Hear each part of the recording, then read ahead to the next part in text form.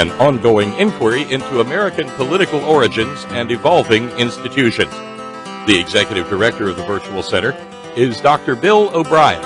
He's also your host for this continuing conversation. Here he is now, Dr. Bill O'Brien.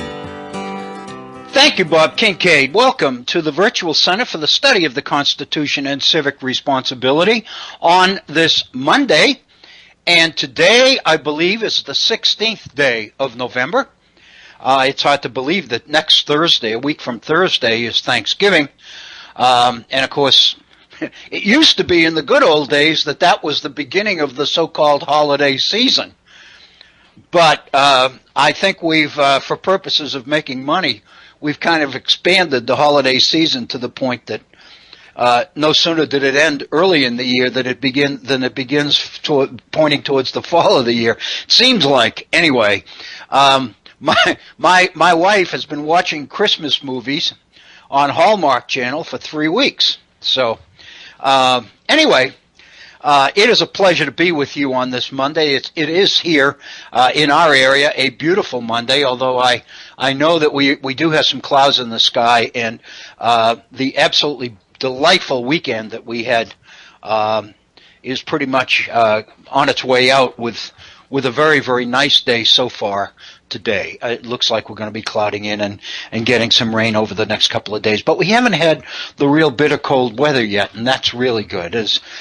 I've talked to a lot of people who say as long as it doesn't snow, I can take these temperatures forever. So anyway, it is a pleasure to be with you. It's a very, very difficult day, as it has been weekend for most of us, I know, with the situation that unfolded Friday night in Paris.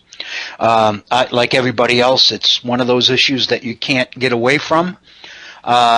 And the reality is we really don't want to get away from it, because we're hoping that if we read enough and listen enough, that somebody's going to give us the answer to this. And of course, the fact is the answer is not quite as simplistic as we would like it to be.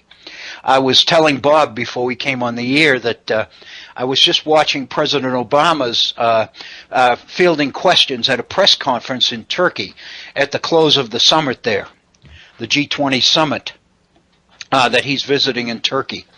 That, you, of course, understandably, you may remember, is the one that President Hollande of France chose not to attend because of the situation at home in France. But it was very, very interesting to listen to the questions and the comments of the media, of the reporters, the journalists and reporters who were sitting in the audience at this press conference. And it was very interesting because I listened to it for about 20 minutes, just the last 20 minutes before we came on the air. It was still on when I turned the television off to begin our program today. But one of the things that occurred to me was that every question being asked in the same ways was the same question, if that makes sense. And it was asked in different ways, it was phrased in different ways, but essentially it was the same question being asked in a variety of different perspectives and directions. Finally, the fourth such question was from a member of the media. I didn't catch his name. And he said, "Excuse me for being blunt, Mr. President." And then he said, I know I'm speaking for a lot of people, not only here, but throughout the world, people that I've talked to, and they want to know why we just don't take out those bastards." And the president's response was, well, the last three questions I've answered were answers to that question. And the most interesting part of the very brief 15 minutes of listening to the press conference that I did, the thing that I found most interesting were not the president's answers as much as the questions, because all the questions were indeed pointing in the same direction. And in sharing that little bit of information with Bob Kincaid before we went on the air here at the Virtual Center today, I mentioned the fact that it's really frightening because chances are what we end up doing is not going to be the right thing, if indeed there is a right thing. We tend to operate in either or, right and wrong choices in this world, and sometimes there aren't right choices. But we're probably going to end up doing the wrong thing because we tend to respond to the pressure which is so overwhelming to do the wrong thing. And this is just me talking. I posted a little piece on Facebook the other day and on this particular issue, and I think everybody did, because everybody was moved to say something, as was I. So I'll just share very quickly what I said. And I said, I, like all of the civilized world, am appalled by what happened in Paris on Friday. But what frightens me even more than the brutality and inhumanity of the attacks is the call for retribution we are hearing from so many sources. Getting even seems to be the easiest, most logical response. An eye for an eye. What complicates the picture well beyond the easiest and most logical is that this is exactly the response that those responsible for Paris want us to take. It's pretty clear that no motive other than trying to provoke an in-kind response makes any sense. And that is quite consistent with the 7th century views that are driving the terror that is ISIS. Check out the feature story in The Atlantic, especially the dramatic differences between ISIS and Al-Qaeda. I did receive an email from one of our listeners who pointed out that there were several articles in the Atlantic. The one I was referring to was a one written by an author whose last name is Woods, and I can't remember his first name, but it was a detailed 35 to 40 page analysis. It was published toward the beginning of the summer in Atlantic, and I believe it's been republished there, about what ISIS is really about their religious beliefs and where they are similar and where they are differences from other groups within Islam and all the rest of it. But if you read that article, you can begin to understand that there are serious, important things about this particular group that we need to know and we need to appreciate. The fact of the matter is we tend not to do that. We tend to follow our inclinations to the point that we logically assume that ISIS, Al-Qaeda, it doesn't matter, they're all the same. The fact of the matter is they are not all the same. And as an example, to ISIS, bin Laden was the epitome of the enemy because he represented the modernism that ISIS is driven to crush. To assume that both are the same and to base what we do next on that assumption is sure to get us into more trouble, not less. That was my point in the article. Besides, I said, and this was me talking, there's something quite wrong with letting terrorists choose the weapons, so to speak. When we agree to get down in the mud with an enemy, we lose the contest before it even begins. Let's make up our minds to prevail in this, but let's try to do it in ways that prove that the way of life we love, the one that they hate so much, is indeed as superior as we think it is. My concern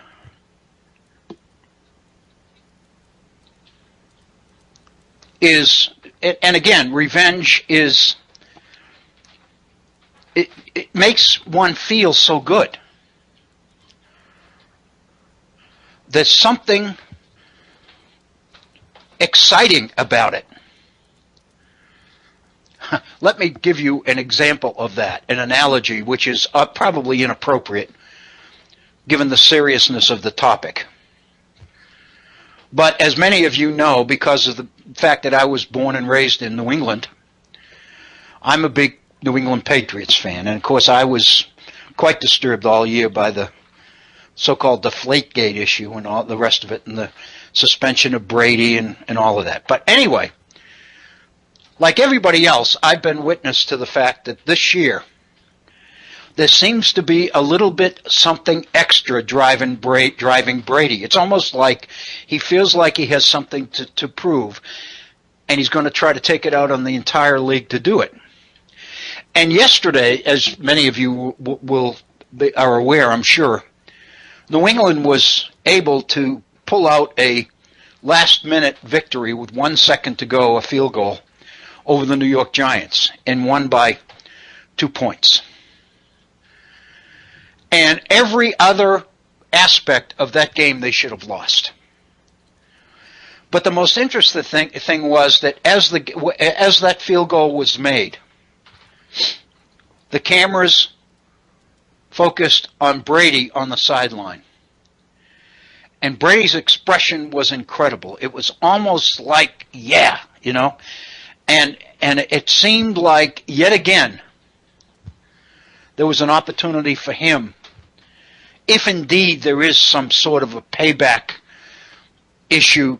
Everybody seems to think there is, to a degree. I don't know. There's something that makes one feel good about that. But the fact of the matter is, when we know that that response is exactly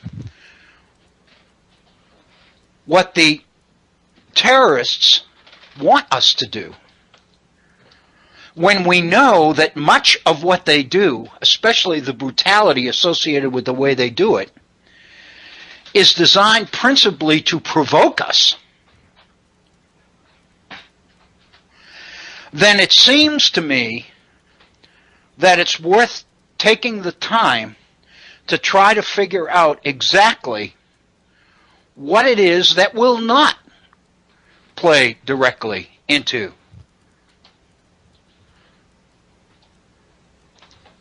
the response that they want. That's my feeling. And again, and Bob and I were chatting, and you know, there's obviously ISIS could never do what it's able to do without the kind of money, the flow of revenue that's coming into it from a lot of places, and a lot of very responsible places that we have relationships with as a nation. So there's something that ISIS is doing that conforms with or seems to be appropriate for the people that are helping to fund this. And it seems to me incumbent that we do everything we can to find out what's going on and to try to come up with ways to act that would be appropriate and positive. In response to that piece that I put on Facebook on Saturday, one of our regular listeners responded to that. And this, first of all, I want to acknowledge the piece, but I also want to say that this was a response to that little piece that I put on Facebook. And it is a response driven by what I put. In other words, it's dialogue. It's conversation. It's using the internet, it seems to me, for the instructional communication purposes that make it so exciting. And one of the reasons that I wanted to even have a Facebook page connected to the Virtual Center is that it gave us an opportunity to post points of view and issues and perspectives that are worthy of and will generate conversation, dialogue, and maybe lead in the process to some solutions of some pretty difficult, complicated things. Well, this particular piece was in response to this, and it's about ISIS. And let me say that this is from Horst, and I don't think I have asked him several times before if he minded that I identify him. He doesn't, so I'm assuming that this will be okay. And he basically said, in response to my piece, let me just say that I've noticed the same trend that you have. And then he says, to a much lesser extent, because I'm not immersed in my daily environment like you are. And of course we know that Horst is not located within the continental United States. I find it equally disturbing, he says, for all the same reasons. People whose opinion I respect highly are bandying about with words like evil and urging fierce action to, quote, take off the gloves. And Horst asks the question, what have we been doing already? We had the gloves on. When reports tell us that something like 70% of the casualties that we inflict in our ongoing anti-terror efforts abroad are not the intended targets, and to somehow nip this problem in the bud as if by doing so had always been readily available to us, and that we just lacked the national will to do it. He said, I find particularly chilling the couching of the ISIS threat in terms of the battle between good and evil, because it has a conveniently built-in justification for any atrocities and collateral damage that we may inflict as we go about our mission, automatically by its very nature predestined to failure of ridding the world of terror, this time for good. In other words, when you define the issue as good versus evil, you basically unleash all the options. Because if you believe that you're fighting evil, you can justify whatever happens in pursuit of efforts to destroy evil, even if it costs innocent civilian lives and all the rest of it. In other words, when you define it as an us versus them, good versus evil struggle, you basically cause things to happen which probably aren't even in your mind when you frame the issue that way.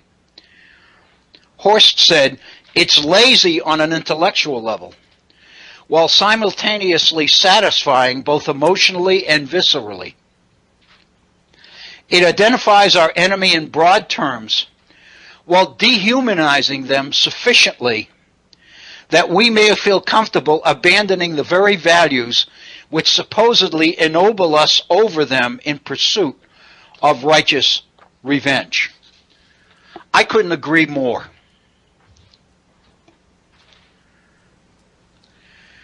I think what it does, as he said, intellectually it's lazy. It's easy. It's a too easy way. But the fact of the matter is it rationalizes a lot of things that most of us would never do consciously. And then he talked about Tom Friedman in the New York Times. And he said, I cringe in anticipation of what Tom Friedman's going to do with this. And then he makes the comment that he knows that in the past I've been very, very supportive of Tom Friedman's ability to take very complex things and explain them in ways which help us understand and make sense. And I have said more than once that I believe, and I'm not the only one who says this, that probably there's nobody in the field of journalism right now that knows more about this particular part of the world than Tom Friedman. And so in a sense, what many of us know about the Middle East, about that part of the world, comes primarily from the fact that Tom Friedman knows so much. But what bothers Horst, and let me say that I don't disagree with him here. What bothers him, he said, what I found distasteful about Friedman over the years is what you might call the brand he's selling, unquote. To my lights, he takes unworthy or occasionally outrageous ideas and renders them palatable for consideration by sensible people. A recent example is taking ISIS and comparing them to the villain in Batman, noting that some people just want to watch the world burn, with the implication that ISIS is an entire army of insane, nihilistic individuals, when in fact they are a coherent group with a common ideology, goal, and religious fervor, all of which have their roots in a very real world of culture, history, war, and direct suffering, rather than simply some inborn thirst for blood or some unknowable, mysterious source of disaffection with humanity and all it considers sacred and good. I mean, that's a beautiful piece of thinking, I believe, and it's extremely insightful. Basically, what he says is that, and I think this is significant. One of the reasons I wanted to do this, because I really believe that Horst is onto something here. And what I mean is that Friedman's reputation has become so accepted. I mean, I just said that there's probably nobody in the world of journalism that knows more about the Middle East, about that part of the world and what we need to do there and the different branches and different sides and issues and all of this. The mere fact that Friedman is honored for that is the issue. It's the same issue we've been talking about. If what you think about a particular subject becomes so generally accepted that your thoughts become definitive, then by definition that's a problem.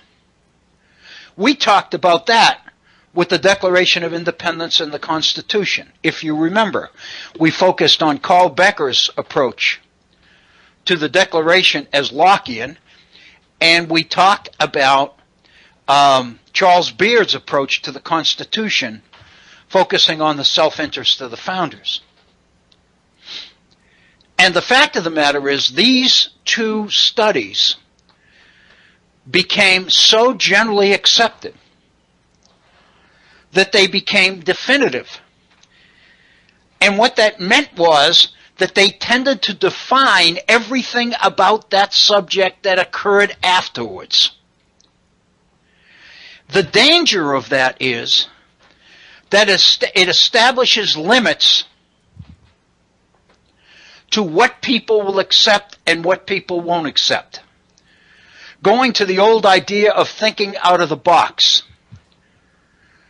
When someone becomes definitive on a particular topic, they are in effect defining the parameters of the box.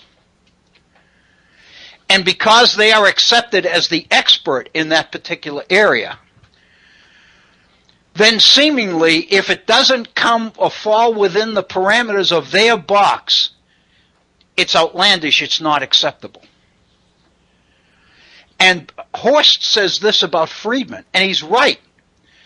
Because what he's saying is that because of this level of respect that Friedman has garnered over the years, and I have to say in his defense that all of it is not unfounded. He's incredibly insightful. But the fact of the matter is, because he's Tom Friedman, that has come to mean that what he thinks carries more weight than what other people think, even if what he thinks on a particular issue might be far-fetched, might be absurd.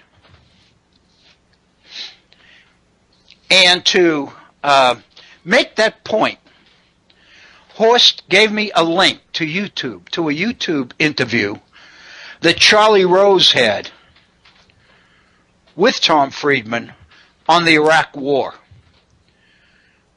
And the question that Charlie Rose asked Tom Friedman was, now that you've had a chance to look back and see what's happened and all the rest of it, do you believe that the Iraq War was justified?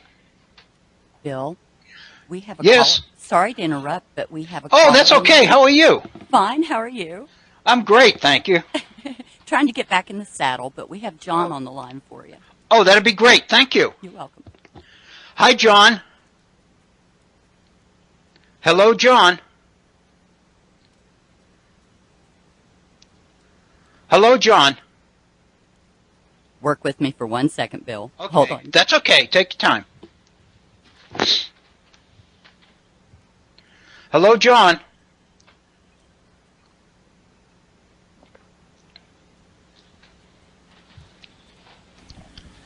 Hello, John. Yeah, can you hear me? Hey, I sure can. Welcome. Okay. Yeah, but Gremlins have gotten hold of us, which is not surprising. The Oh, world is falling apart. no.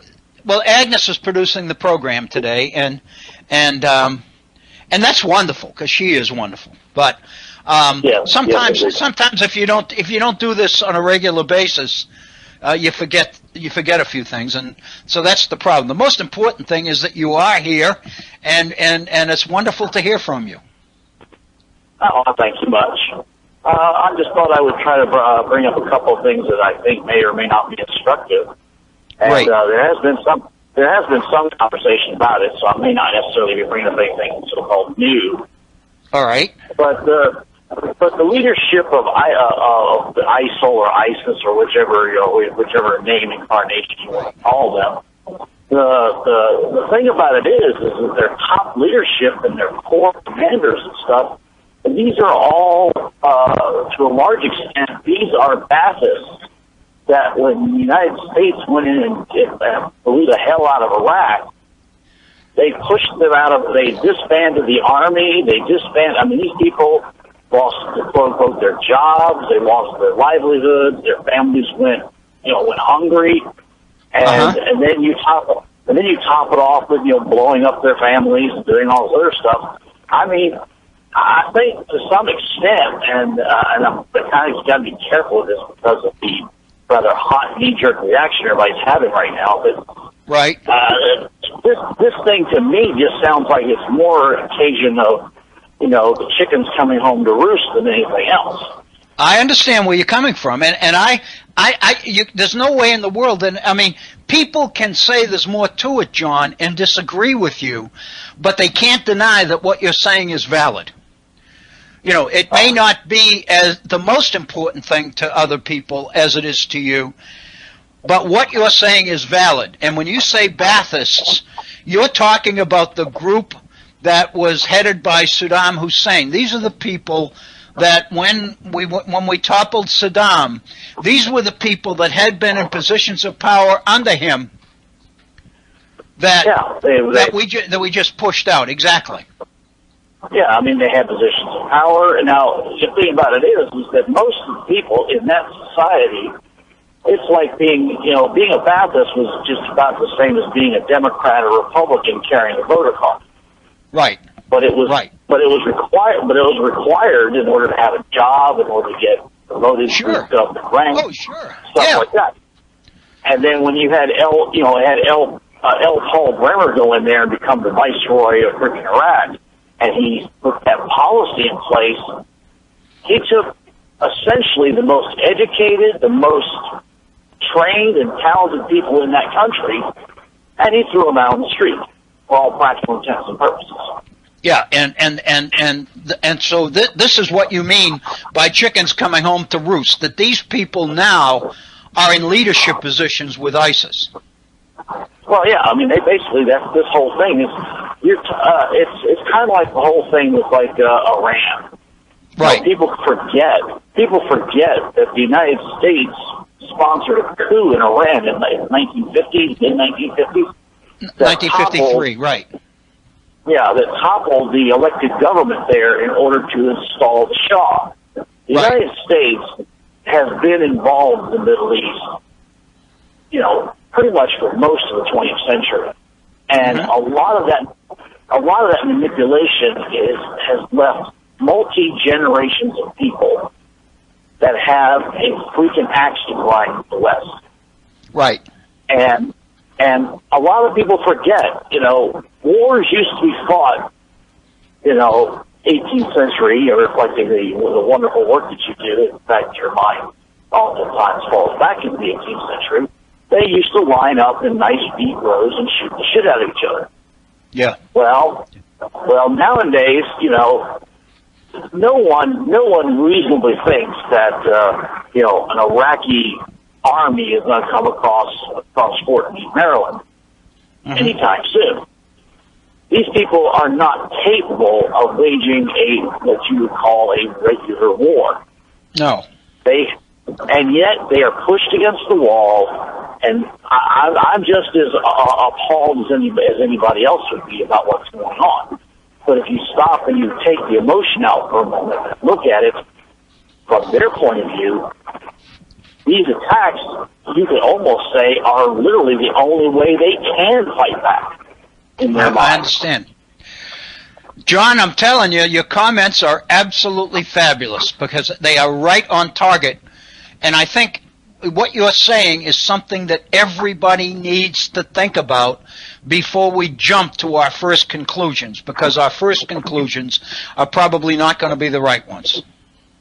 Well, I mean, I listened to a guy, and let's, for the sake of argument, let's take his idea and trot it out and walk it around a little bit, let it peel the grass. Mm-hmm. In the old days, if you had a problem, like say the old British Empire or whatever, if you had a problem with some country and you fought a war, what did you do? When you won, you took the place over and you added it on to whatever it is you got. Mm-hmm. It became a colony, it became a state, whatever. And at least you could argue that the blood and treasure you spent, you got something for it. Right. And you've taken care of the problem. But the United States has gotten into a habit now of going in, stirring up the pot, getting into wars, and then trying to back out, cleaning up the mess after the wars are fought. Uh-huh. And then what happens? You've got people whose economies are shattered. You've got their lives, they've got relatives that have been killed. Every time Obama fires off a drone and blows up a wedding party, he might kill 2 top terrorists and 50 other people. That's right. That's right. And what you going to get? You're going to get the families of 50 more people That's who right. now who've got nothing better to do but to dream about ways of getting revenge. That's right. And John, you're exactly right, and your sense of history is so important to this. It is so important to keep these things in mind. It doesn't mean that we don't have the right to try to respond, but we do have the responsibility, it seems to me, to try to do something that will fix things that might have been not the right things to do, rather than just make it worse. And that's what I'm afraid we'll do. That's what I'm afraid we'll do. Well, that's what I'm hearing. I hear it all weekend long. All the little truck stops I stopped at all weekend long. Right. The term, let's turn them into glass, was repeated I don't know how many times. Right. Right. And on the Democratic debate Saturday night, the same.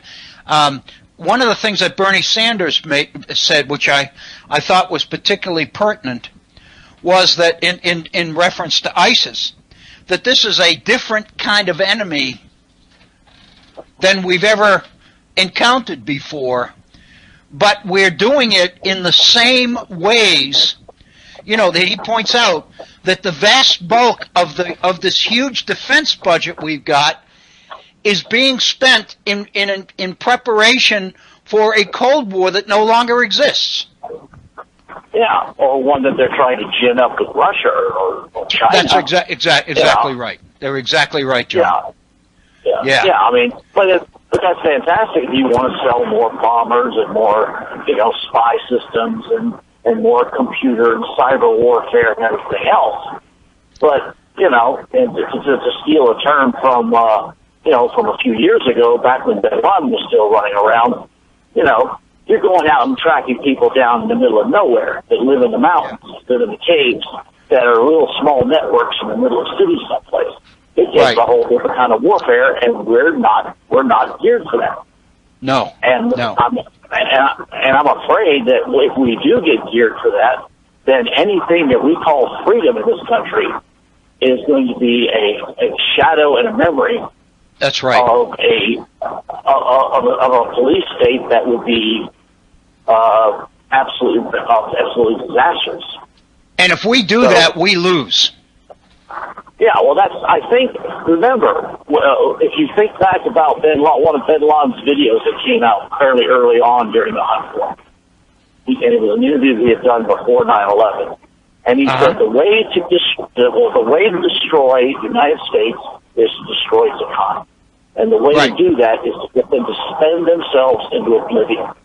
Right. Which is kind of interesting. That's been the right's approach to the budget for social programs also. Yeah. Is just get us to spend to the point that there's nothing left to spend. Therefore, you got to change your whole operating procedure. And that's what Bin Laden's talking about. I think there's something to that. And that's what I'm saying. We've got to basically begin to use what we know to our advantage instead of putting it aside. I don't know if you were able to hear, but the president's press conference today, he was struggling trying to explain this to the people because the questions were the same. They kept, why don't you do that? Why don't we do this? Why don't we do that? And it's all basically exactly what ISIS wants us to do. Well, they want us to bring the fight to the Muslim lands.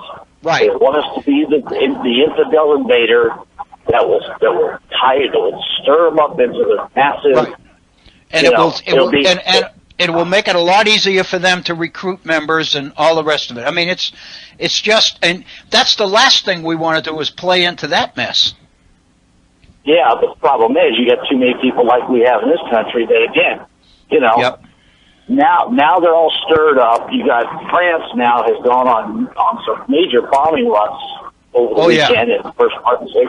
I mean, they're blowing the hell out of everything. And so you keep saying we don't want to get into it, but I got a feeling that path is already, that horse has already run out of the barn. Yeah, I think you're right. I do think you're right, John. Yeah. John, thank you so much. Let me let you go there. All right, buddy. Thank you very, very much. You've added a whole lot. Thank you. And Agnes, thank you for putting the call through. It was terrific. Just checking the time, we're about 40. We've just gone beyond 40 minutes of the hour, so we've taken about first 40 minutes of our first hour on this issue, and I think it's an important one. And I think what John added when he goes all the way back to the Shah, and of course you go all the way back to the end of World War I and the dividing up of the Middle East as part of the Balfour Declaration, and as part of the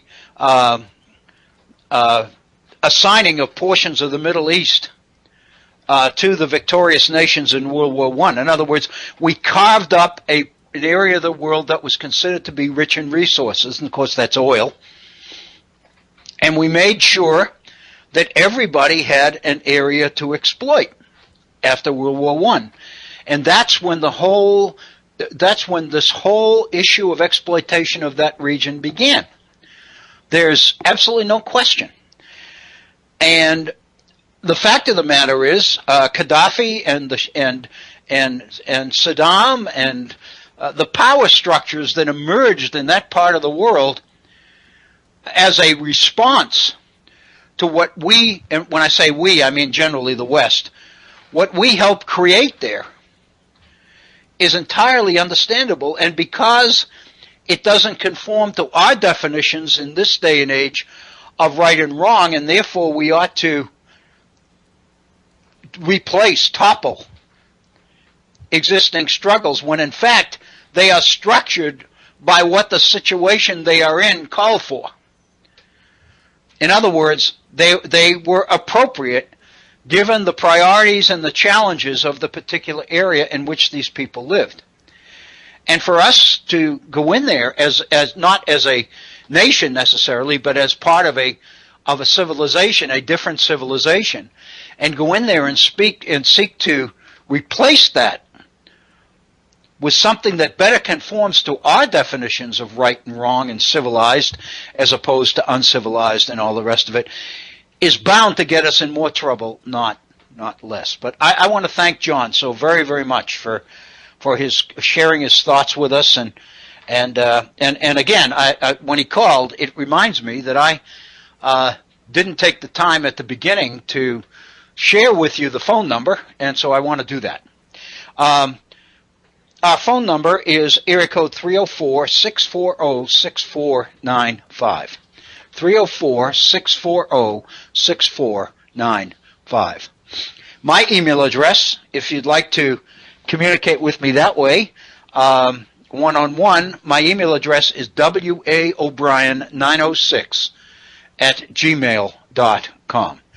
waobrien, O-B-R-I-E-N, 906 at gmail.com. And again, our Facebook page, if you go to Facebook and type in the Virtual Center for the Study of the Constitution, you will gain access to our Facebook page. I've posted a number of things on there, and it's to one of those that Horst's response related to this particular situation in Paris this past Friday was written, and I want to thank him for that, and I want to thank John for his call. And again, I think what we're into here is something that all of us need to, it doesn't mean that we care for or are less sympathetic to the pains of the French people. That's not what we're talking about here. What we're talking about here is using our knowledge and our abilities to the point that when we do decide to do something, it's something that will make a bad situation better, not worse. And I think that's something that I believe all of us could support. I know that I do. I wanted to return as part of our program, and of course you have to deal with the Paris situation. You just can't do an interactive program like this and not deal with that. It is so much on everybody's mind. It's everywhere. But if you remember, when we were last together last Wednesday, we were dealing with another issue that it seems to me is especially telling. Now, obviously, it pales in many people's mind to what happened in Paris on Friday night. But we were talking about the growing mortality rates of white, older, adult males in the United States, in America. And we were dealing with that. And if you remember, we had a couple of calls last Wednesday, too, I believe, related to this particular topic. And I wanted to just share a couple of things with you before we put that topic to rest. I don't believe that one's going to go away either. I believe that the research is so dramatically significant because it tells us so much about what's going on in our society today that we can't afford not to revisit it, and revisit it in ways that are very, very serious. I had, during our conversations last week on this particular topic, about the increase in death rates,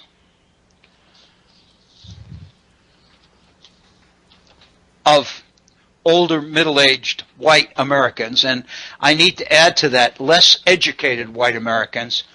We're not talking about, for the most part, about those who go to college. We're talking about those who either quit school and didn't graduate from high school, or perhaps that even did go to high school but never did go to college, or if they did, they just went for a little while and then dropped out but did not finish. The reason that's a significant variable is because if you think about it, going to college involves making some contacts and doing some things which the experts, the psychologists and sociologists, believe help people prepare for the kinds of challenges that may be causing this particular group of people to turn to drug abuse, alcohol abuse, or indeed suicide. It appears that those who do go to college, one of the things that comes out of a college education is the ability to deal intellectually and creatively with life's negatives. And the results often are that those with a college background seem able to find ways to deal with this stuff other than the most obvious, the most dramatic ways. It's the people that don't have the advantage of having attended college that seem to be more susceptible to alcohol, drugs, and indeed suicide. And one of the things that I had started to share with you last week was a related study that suggests that this same group of older, middle-aged white Americans, that is the focus of this particular study on mortality rates, also is very, very prominent in the degrees to which they have, for lack of a better way of saying it, they have stopped attending church as well. They have stopped participating in the kinds of social institutions that help make up our society. I think this is particularly revealing. That particular study used a term that I wanted to share with you because I think it's a term that we can expand upon a little bit and maybe derive some benefit, some insight about it. The term that this particular study on religious practice introduces is the idea of, quote, bourgeois moral logic.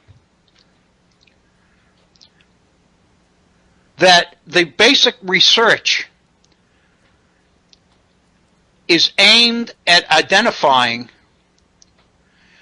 that white social institutions, like churches, like schools, etc., blue collar as well as white collar, have long reflected what these researchers call a bourgeois moral logic that binds employment, church-going, the nuclear family, and the whole idea of the American dream, the idea of upward mobility.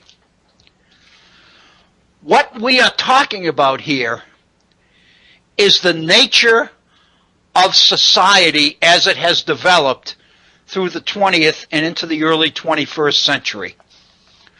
We're talking about a society which is really on the same track in that its institutions support and feed and resemble or reflect the priorities of the entire society itself. Ironically, what we're talking about here is the same thing we've been talking about for the last 2 weeks here at the Virtual Center, which is the idea of system. The idea that a society's institutions fit, conform to the priorities of that particular society. The structure and operation and values of the family. The message that's being delivered in the pulpits of the churches. The priorities that seem to take precedence in our workplaces. The idea of saving for retirement, putting away a nest egg for retirement. The idea of postponing gratification by saving for another day, as it were. All of these things, which are part and parcel of what we call the American dream, American society, as all of us have grown up believing in it, will recognize that all the institutions of that society buy into or reflect the same value system. In other words, what we hear in church, what is talked about over the dinner table, in most families, what we hear in the workplace, the message that our employers tell us, the emphasis on honesty and hard work and giving an honest day's work for an honest day's wage, and on and on and on. All of these suggest what these researchers have called a bourgeois moral logic. They all make sense. They all fit together. They all support and emphasize the same values. And one of the things that we've come to conclude, I think, in our recent programs, is that this mortality increase amongst older, middle-class, white, less highly educated Americans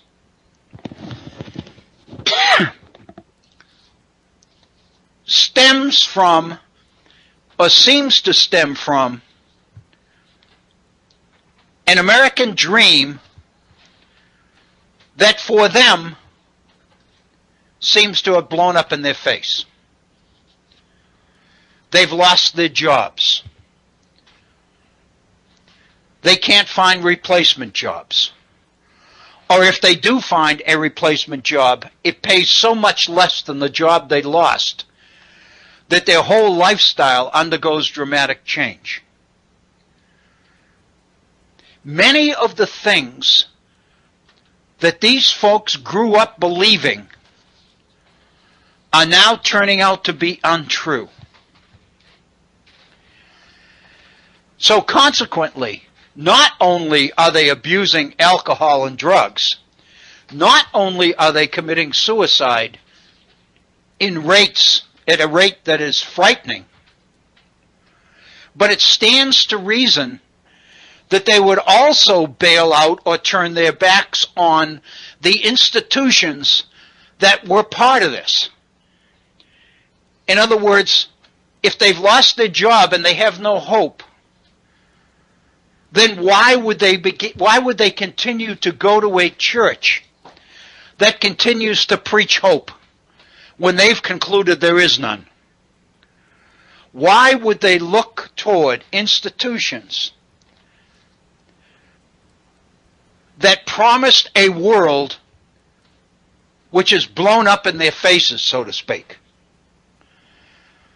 This idea of the bourgeois moral logic, I think, is very, very significant, because it indicates that in any society, The institutions which grow up, which take off in that society, fit that society. They couldn't survive if they didn't. And the whole idea is that what makes a society is that all the institutions which are man-made, all the institutions which comprise that society, are driven by the same sets of beliefs and assumptions that drive the society as a whole, looking at it from the outside. And so, if the goals or the ideals or the dreams of that particular society aren't being fulfilled, then it's pretty understandable to expect that the people who are the most disappointed by society's inability to deliver would also turn their backs on the institutions which feed that value system. The churches, the family, work, careers, and we're seeing it. We're seeing it in terms of the numbers of people who are rationalizing not going to college. More and more we're reading books and articles and accounts from people who say this college idea is a myth. Everybody doesn't need to go to college. Everybody shouldn't go to college. College has become so expensive that there's no way in the world that people can pay off the huge debt that they incur going to college. So therefore, college is a waste of time. It's a waste of money. And there's no problem finding people who went to college and completed college and still can't find meaningful employment. Once that particular attitude or idea becomes prominent, then you begin to see it in lower college enrollments, fewer and fewer people going to college, more and more people looking for ways to enter the workforce quicker. The idea of moving into the fields of technology and doing an end run around the need to go to college. All of this, of course, speaks to the fact that what college is all about is getting a job. But historically, we know that a college education has always been considered to be much more than that. But when it comes to a society which is not delivering the jobs, the employment opportunities, even to those who play the game the way it's supposed to be played, then it stands to reason that that society would experience a rebellion. I think what I'm saying is that the research on institutions not only reinforces the Deegan research on the increase in mortality rates, rather the institutional research surrounding it helps to explain it. If we had been paying more attention to what some of the research on church-going rates and the rest of it might mean, we might have been able to anticipate that the next step, if we didn't do something to fix it, the next step would be an increase in mortality rates among this particular group of people who happen to be the most disenchanted, the most disappointed of any group.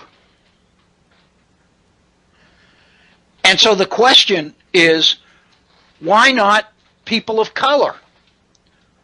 Why is it that people of color haven't fallen victims to these growing mortality rates?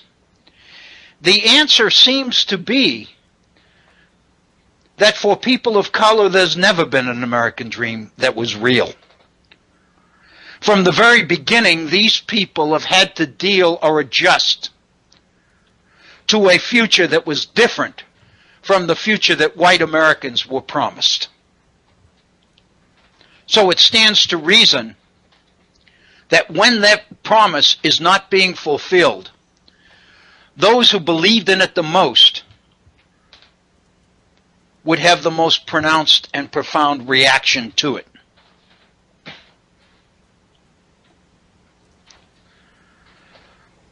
I really believe that what we're talking about here is a reinforcement of the idea of system.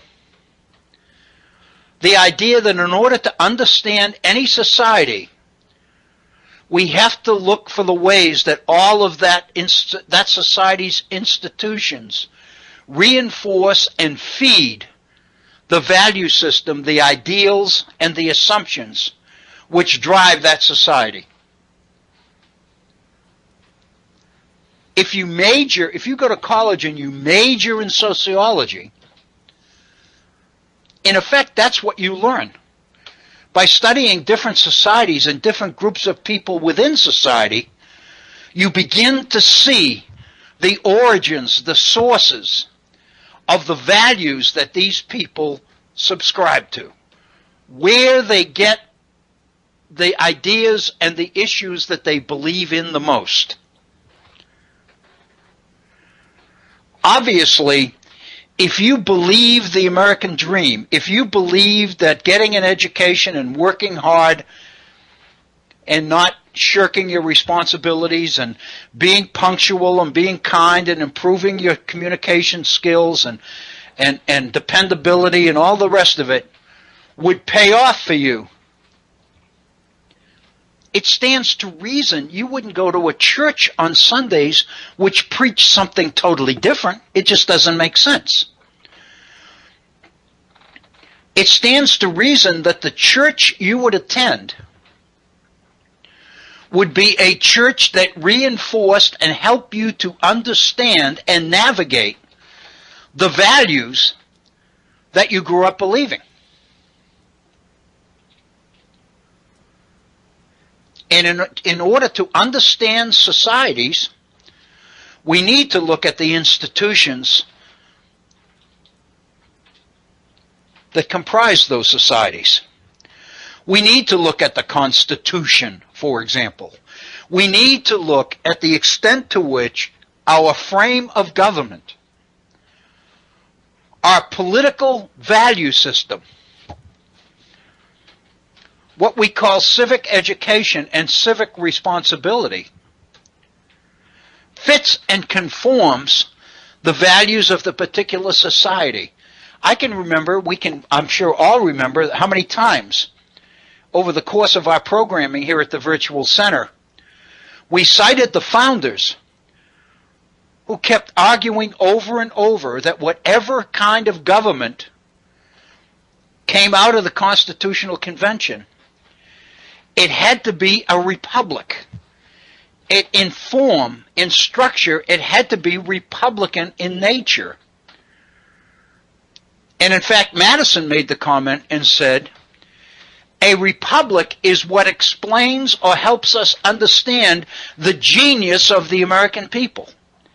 It's what they believe. It's what they expect. It's what they've always believed. It's what they've read about. It's what their churches have preached to them. It's what their parents taught them. And it's what their grandparents taught their parents.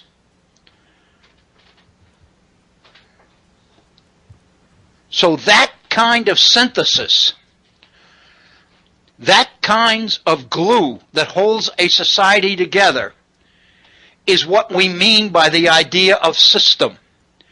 We were talking here at the Virtual Center about Hamilton's economic program as a system. The whole idea is that the structure of the economy needed to conform to, fit, and support the structure of government created in the Constitution. That's the message that Hamilton brought to the Congress in the reports that the Congress asked him to deliver. In other words, what is the administration's plan for getting the economy underway in this new nation under the Constitution. Obviously, the economy had to support and be consistent with the Constitution. And so what you see is that churches, schools, the economy, politics, the family structure, urban organization, all of these things need to be in sync. They all have to be working in the same direction and driven by the same value system. So it stands to reason, and this is kind of the conclusion here, it stands to reason that if one particular group, namely the group of middle-aged adults, whites that we're talking about, is going in a different direction, if it is experiencing higher mortality rates when everybody else's mortality rates are going down, then it's not too much to expect that that same kind of disillusion and disengagement would be reflected in the other institutions associated with that group. The churches they go to, the families they belong to, the clubs they belong to, etc. I'm struck, it just occurred to me, there was a study done in the 1990s, by a sociologist at Harvard named Robert Putnam. And the title of Putnam's study, it began as an article and then he expanded it into a book. Putnam's study was entitled Bowling Alone. And what Putnam was doing, what Putnam was doing was looking at contemporary American society in the 90s, in the 1990s. And what his research was revealing to him was that there was a major social change underway in America, in middle-class America. It was reflected in the fact that people were no longer joining community groups and organizations. If you were old enough to remember, I know I do, in the 60s and 70s and 80s even, a major activity for working Americans was bowling, was joining a team, getting your team into a league. And the bowling alleys of American cities were some of the busiest places on weeknights in most American cities, because so many people joined bowling teams and leagues. What Putnam realized in the 90s was that the people who participated in bowling leagues and that kind of community organizations to join was declining precipitously. People weren't joining anymore. People weren't participating.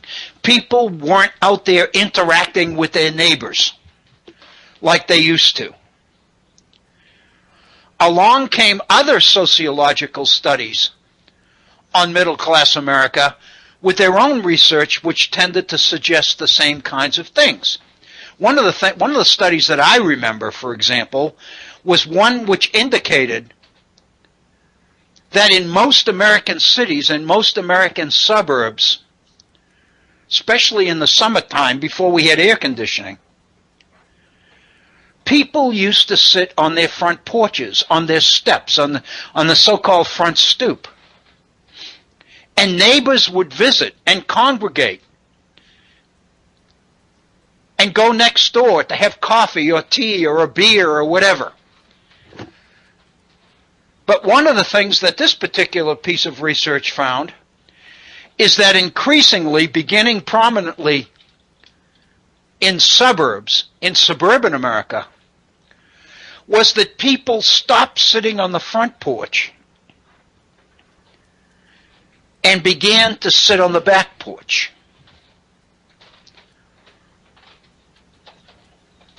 In other words, they were looking to be alone, not to interact with neighbors. The idea was, this was the finding, this was in the 90s as well, that at the end of a workday, when people came home from work, the last thing they wanted to do was socialize. So what they would do is they would cook out or barbecue hamburgers or whatever in the backyard behind a privacy fence. And that was the beginning of a society where people's priorities were changing from the need to belong to the need to isolate, the need to be alone. The same priorities were reflected in things like how to do it stores like Lowe's and Sears Roebuck, where the idea was you didn't have to be a carpenter or a plumber or an electrician or a contractor or a builder. You could do all of these things yourself. You could do anything. You just go to the local Lowe's or whatever. They'll help you. They'll tell you what you need. They'll even show you pictures and diagrams of how to do it. You don't need anybody.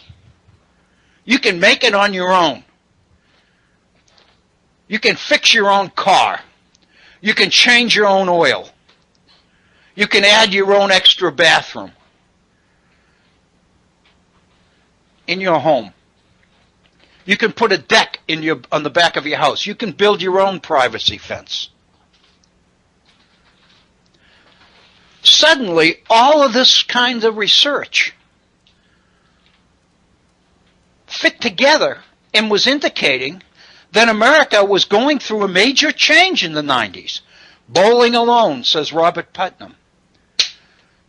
Congregating in the back of the house alone rather than on the front porch with neighbors.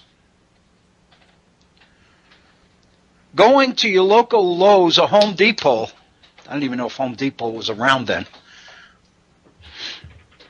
buying what you needed so that you didn't have to be dependent on anybody. You could basically become independent. You could become your own mechanic, your own carpenter, your own plumber, your own electrician, your own roofer, or whatever you needed. All of this was signaling a major social change. But unfortunately, we weren't in some cases perceptive enough to see it before it was too late. Then when you look back and you see what's happened as a result of those changes, then society scurries around trying to find ways to undo them. Seems to me that when it comes to the suicide rate among middle-aged white Americans, Pope Francis has kind of given us the formula for fixing that. And it's called taking into consideration the moral question and stop considering people as if they're expendable. Rather, looking upon them as if they matter and making sure that they have ways to prove to them that they indeed do matter. I've gone way beyond the top of the first hour, and I apologize. And so we are going to take a 5-minute break. It's about 14 minutes after the hour. We're going to take a 5-minute break, and then we'll come back, and we'll still have about 40 minutes left in our program today. This is the Virtual Center for the Study of the Constitution. Please stay with us. We'll be right back. Wow, what a piece of music that was. I wish I could claim credit for it, but I can't.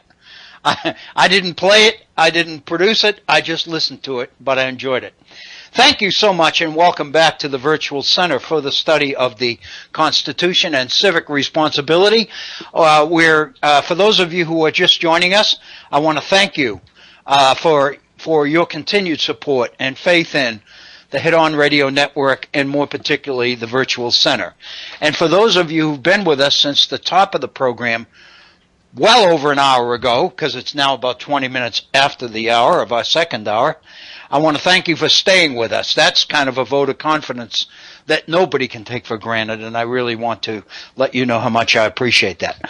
Quickly, our phone number is, if you'd like to participate in the program, area code 304-640-6495. Excuse me. If you'd like to email me directly with your ideas and suggestions, I would love to hear from you. My email address is waobrien906@gmail.com. That's waobrien, OBRIEN, 906@gmail.com. And again, I remind you that we do have a Facebook page devoted to the Virtual Center.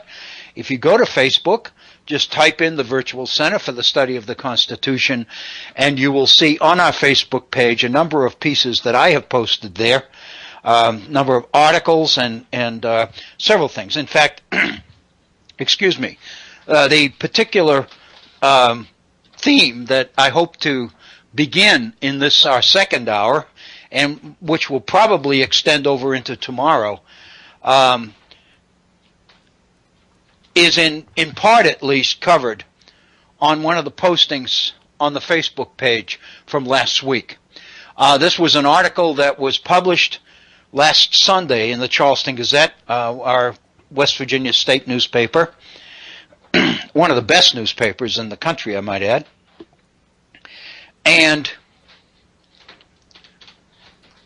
I posted it on Facebook and have received a number of comments about it. In fact, I'll share some of those with you as we go.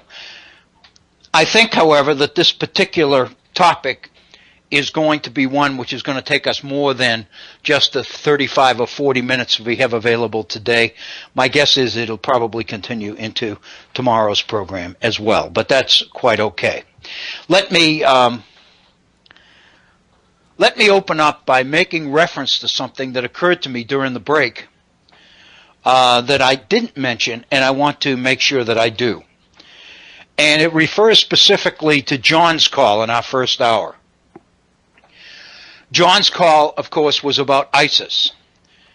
And the point he wanted us to realize and remember is that most of the leadership in ISIS were Baathists, members of the political organization created and put into place by Saddam Hussein.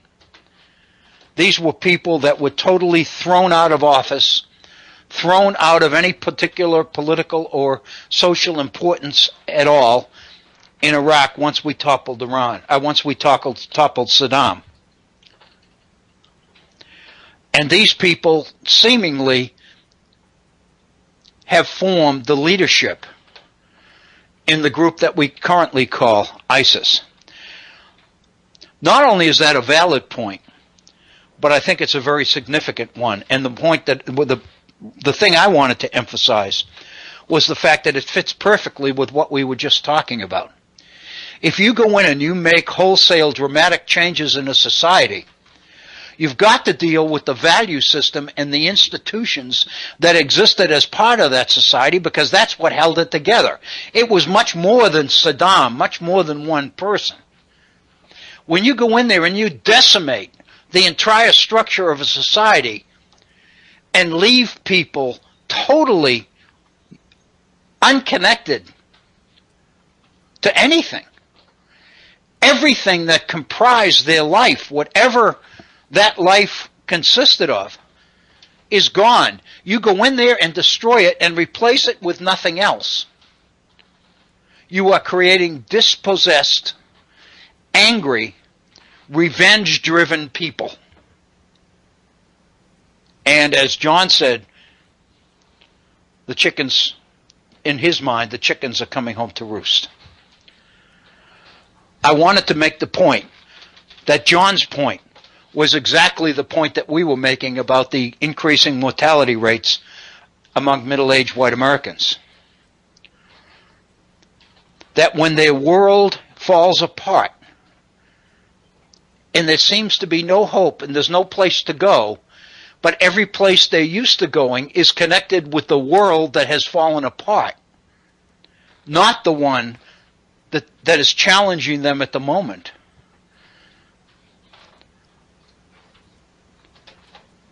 Then they take whatever actions seem to be appropriate under those conditions. Whether it's alcohol, whether it's drugs, whether it's suicide, whatever it might be. Many of the Baathists in Iraq, found their outlet in ISIS. It's important that we understand these things before we do something that makes a problem worse rather than better. As I mentioned, the issue that I would like to spend our time on for the rest of our program today, and probably into tomorrow, deals with something that's very, very close and personal to me. Specifically, it deals with higher education. And for those of you who are not in West Virginia, which is where I'm broadcasting from, I ask you to, if you will, please excuse the fact that much of this is germane, pertinent to West Virginia, and to recognize that what I believe the key issues here are pertain to a lot of places besides West Virginia. But it's happening here right now, and I think by looking at what's happening and trying to understand it and learn from it, it might be possible to avoid many of the same issues in other places in other times.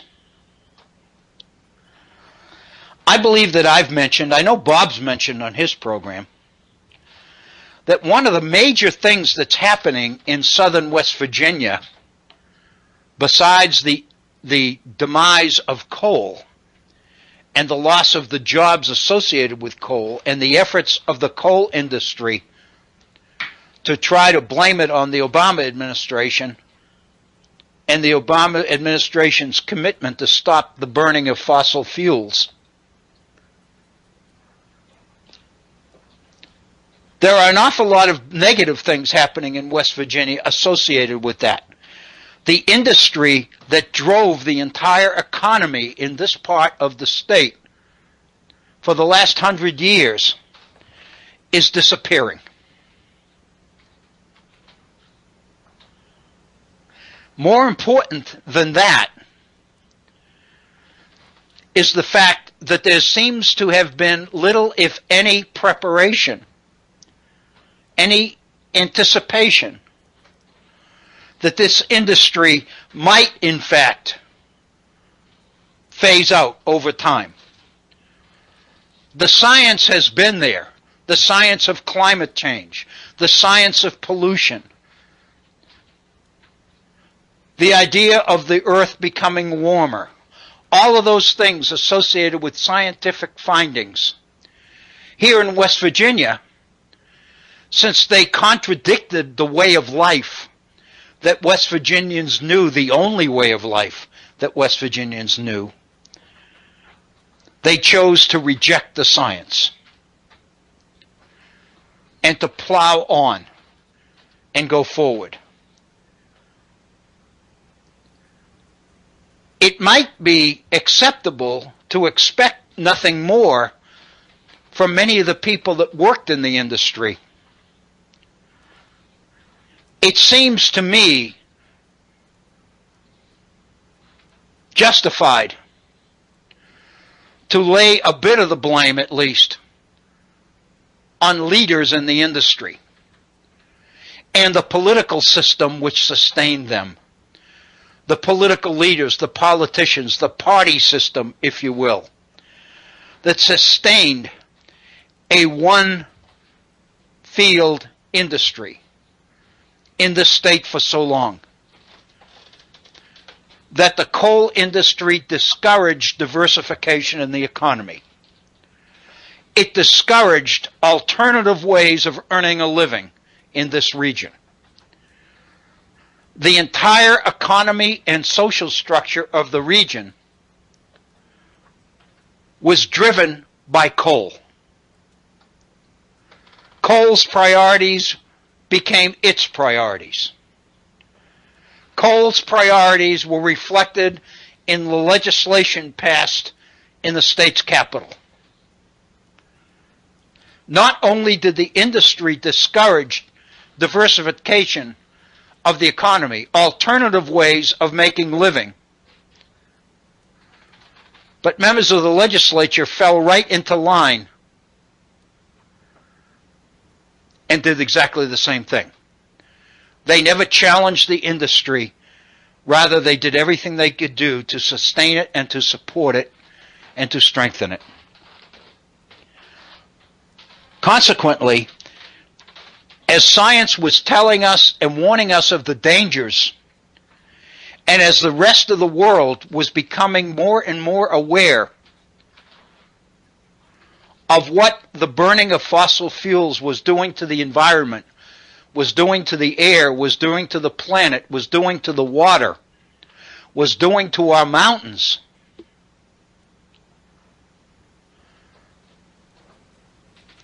those who should have known better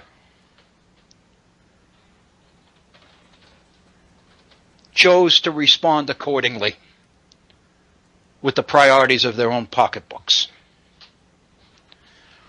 And now the chickens are coming home to roost here.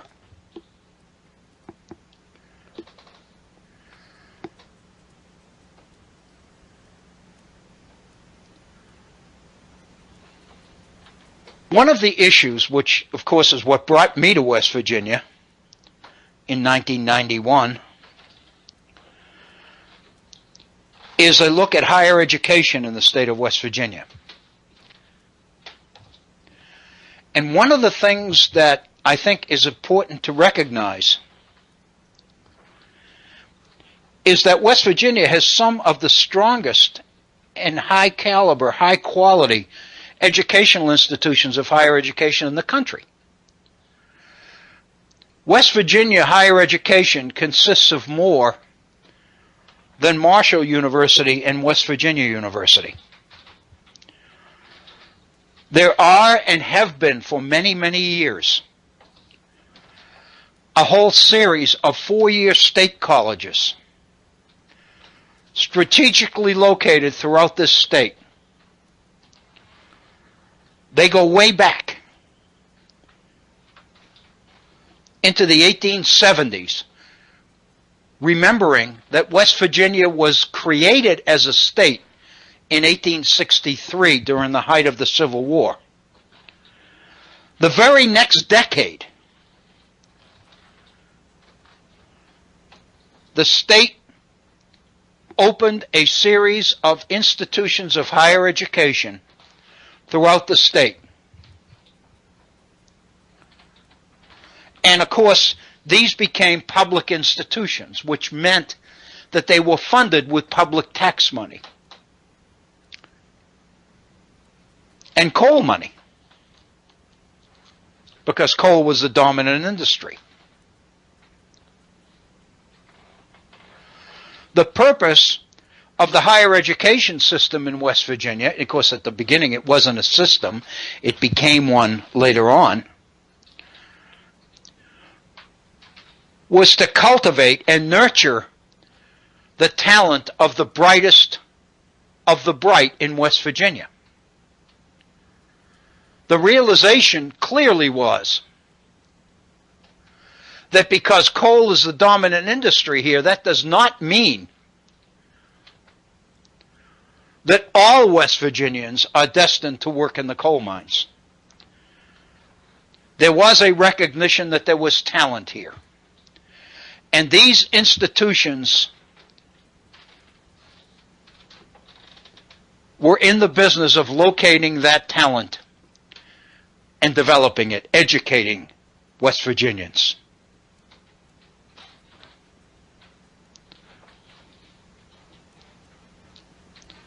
There's one problem with that.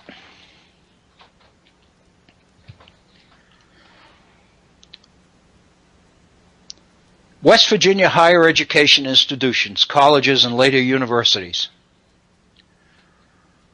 did a very creditable job in educating young West Virginians.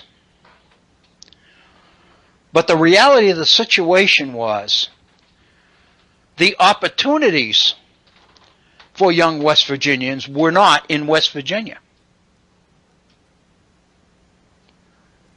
What quickly began to happen is that West Virginia's brightest were getting their education here and then leaving for greener pastures. Because there really weren't a whole lot of green pastures in West Virginia, because the economy was driven by one industry principally. If you weren't in coal, or if you weren't going into coal as an executive or as an engineer, if your goals lay elsewhere than under the mountains, as it were, then you left the state. And when I came to West Virginia in 1991, I came to work at one of what I believe is the premier four-year college in southern West Virginia, which was Concord. 14 miles away in southern West Virginia is Bluefield State College. And of course, history tells us that the reason there are two four-year colleges so close together, 14 miles apart, all within the same county, in a state with 55 counties, one county, Mercer County, has two four-year colleges in it. It seems like a little bit of overkill. What history tells us the reason. When they were first created in the late 19th century, Concord was predominantly white. Bluefield State was founded a few years after that, primarily for African Americans, for black Americans, black West Virginians. And politics being what it was, as we moved through the 20th century, it became impossible for the political leaders in West Virginia to do anything about that. Because the irony of the situation with, as the region's premier black college, Bluefield State gained a degree of political advantage and protection that seemingly made it invulnerable to state policymakers. When I came here when I was teaching at Concord in 1971, I came here first time in 1971 and taught history here for 3 or 4 years. At that time, during the period that I was here, there was an effort that came out of the state capitol to merge Concord and Bluefield State into one institution for financial reasons. It made more sense. Rather than having two total administrations 14 miles apart, it seemed to state policymakers that it would be much more feasible economically to have one administrative structure managing the two institutions rather than two. I was kind of a young historian then. I wasn't aware of the whole history of the thing.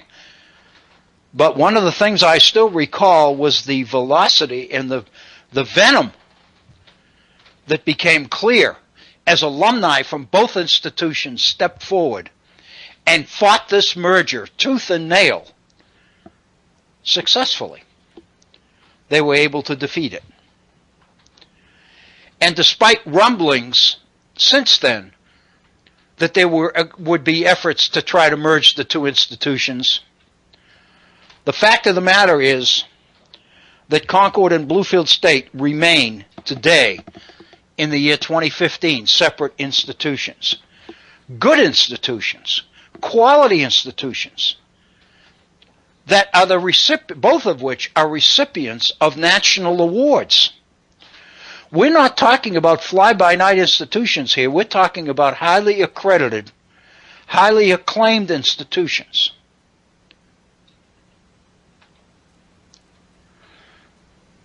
Not too far from these two colleges,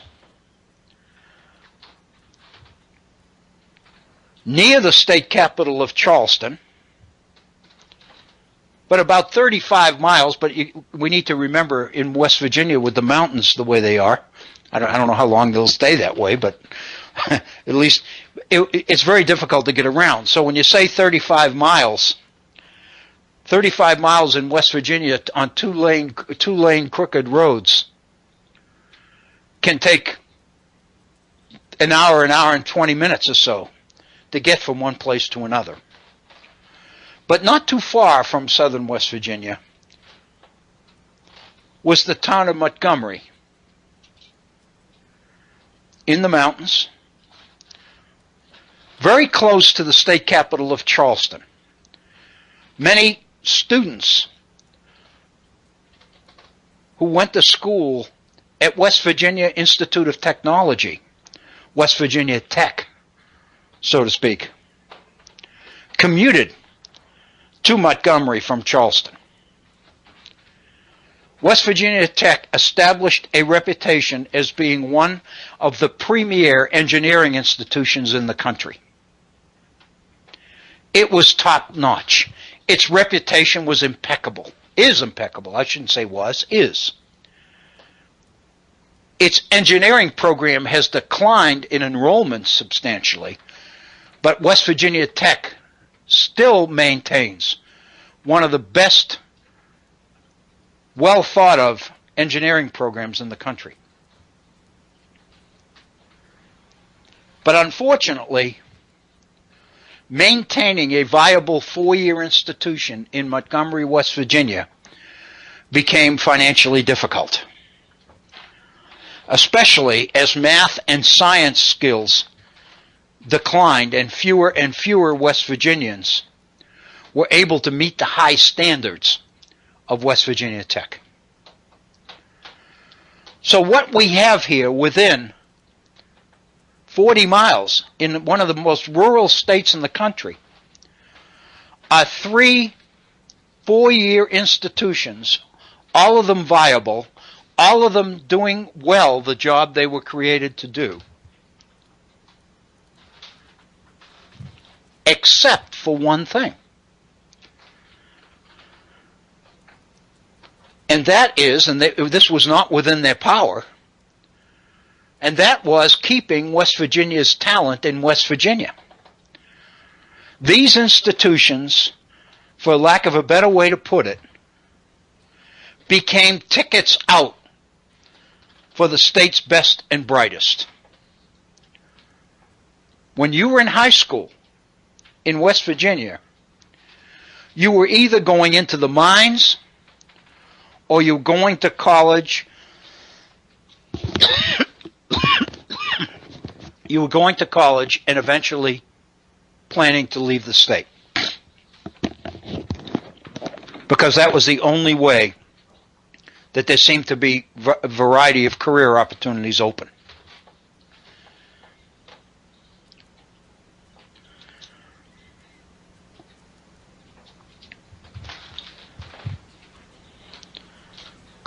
About 20 years ago, a little bit more than that, a private institution opened in Beckley, West Virginia, which is where I'm broadcasting from right now.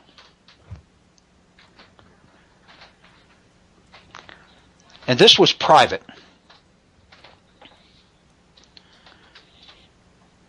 Its goal was to enroll anybody who could go.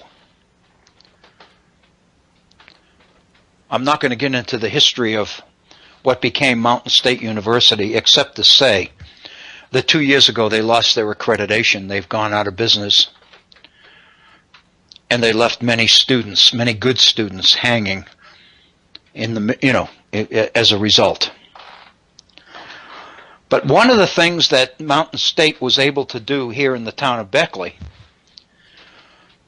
was to build up an impressive campus with a number of buildings, many of them federally funded. In other words, many of the buildings, the bricks and mortar for this private institution, were paid for by taxpayers. But the promotion and creation and support for this institution in Beckley was seen as an economic development driver. It looked like the public institutions were doing the jobs for which they were created, but there were a lot of other people in West Virginia that the thinking was could benefit from higher education. And since the existing public institutions wouldn't serve them, ostensibly because they weren't qualified, then along came a private institution that would serve them. And it grew like wildfire. And through the use of technology and the internet, it developed an internet capability for online classes that caused its enrollment to swell. But in the process, its standards to decline precipitously to the point that a couple of years ago it lost its accreditation. So here in Beckley, West Virginia, in the middle of town, sits this impressive empty campus. And into this void, the pressure built for the state university, West Virginia University, to move into the southern part of the state, take over this campus, and make its highly acclaimed programs available to southern West Virginians.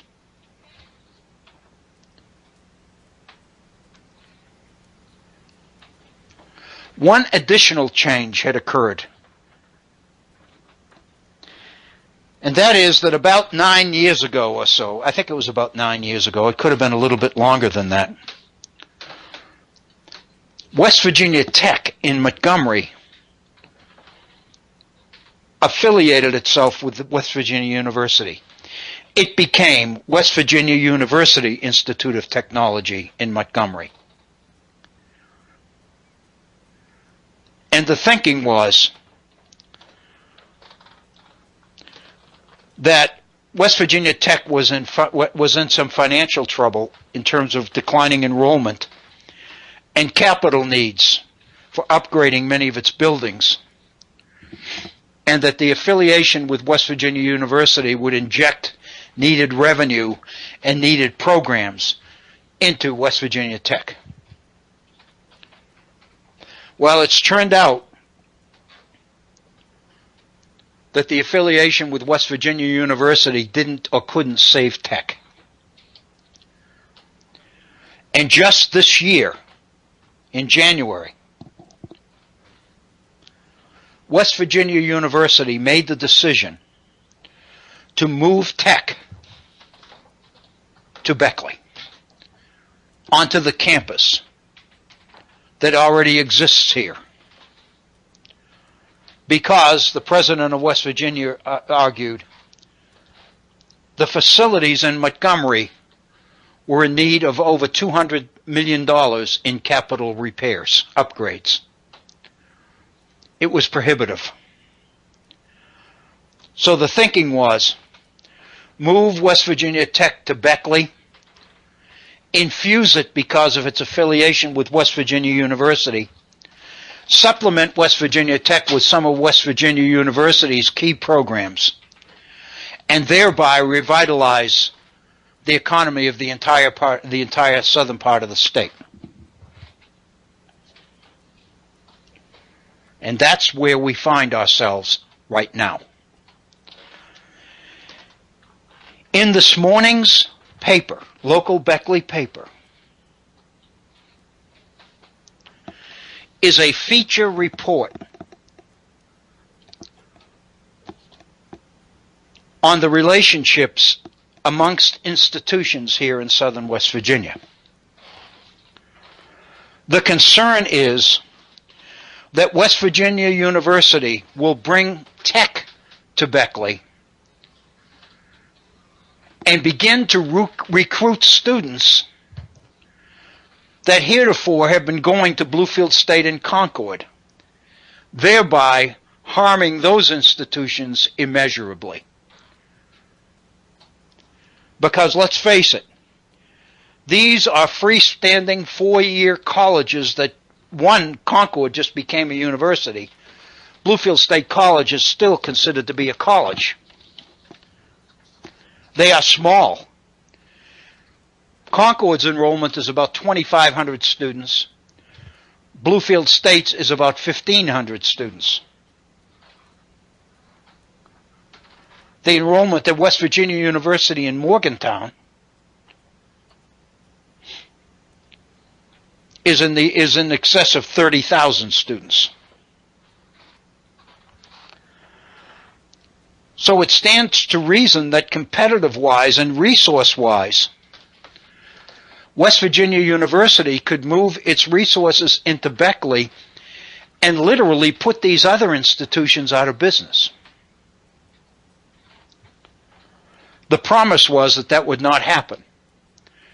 The promise was that West Virginia University would do all it could to cooperate with Bluefield State and Concord and bring programs in that would complement what those institutions offer, not compete with them.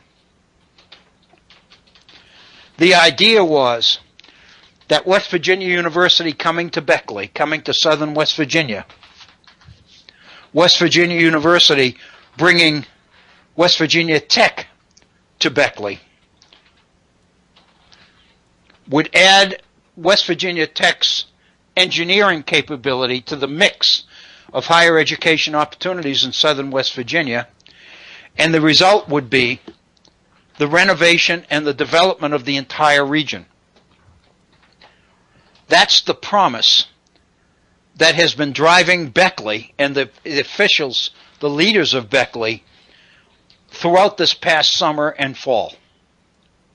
Beckley believes that West Virginia University coming here is going to be the shot in the arm which is going to begin a new day in southern West Virginia for everybody. The entire region will be benefited. Of course, the folks in Montgomery aren't too happy about this because they feel that with West Virginia Tech leaving Montgomery, there's very little to sustain that community, and that in 3 or 4 years, it'll become a ghost town. The president of West Virginia University, in a major editorial in the state's Charleston Gazette a couple of weeks ago, committed the university to the idea of not abandoning Montgomery, but doing everything that the university could do to help Montgomery find alternative industries and alternative businesses that would make it possible for Montgomery, West Virginia to continue to flourish. But a lot of people don't believe that that's possible. In this morning's Beckley paper is a feature article on this situation. I felt like I had to provide this kind of background in order to lay the groundwork for the discussion that I think we'll be having tomorrow, in tomorrow's program here at the Virtual Center. Basically, what we'll be looking at is the relationship between higher education and economic development. An effort to realistically look at the ways that higher education can stimulate and promote economic development, as well as the ways that it cannot.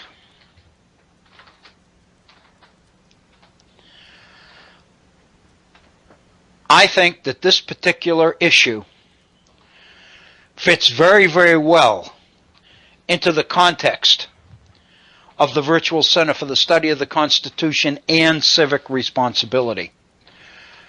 Because as we've mentioned many times before, there's no question that education, whether it be K through 12 education or higher education, is a key part of what makes American civic education and civic responsibility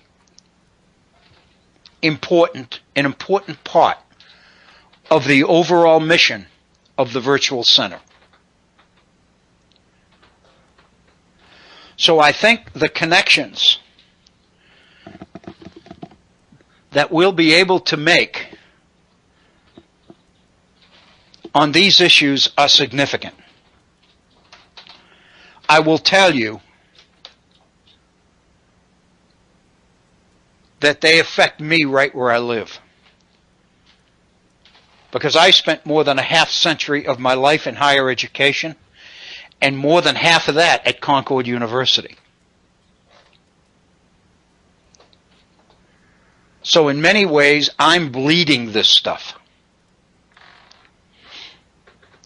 I see tremendous potential. I see the possibility of squandering much of that potential.